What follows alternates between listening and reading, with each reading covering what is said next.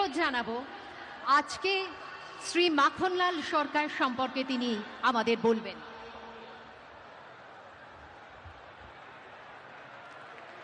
শিলিগুড়ি নিবাসী শ্রী মাখনলাল সরকার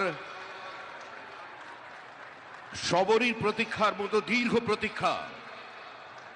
ভারত কেশরী ডক্টর শ্যামাপ্রসাদ মুখার্জি, যিনি ভারতের সংবিধান এবং ভারতবর্ষের অখণ্ডতার জন্য এই বাংলায় জন্মগ্রহণ করে নিজের প্রাণ দিয়েছিলেন, যাকে কাশ্মীরের জেলে রহস্যজনকভাবে কার্যত খুন করা হয়েছিল, এবং তার সেই যাত্রার যিনি সহযোগী ছিলেন, সেই মাখনলাল সরকার ৯৭ বছর বয়স হয়েছে তার, তিনিও আজকের দিনে আমাদের এখানে এসে উপস্থিত হয়েছেন।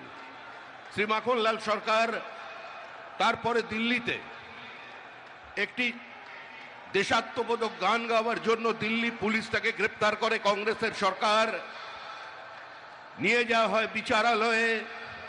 বিচারপতি বলে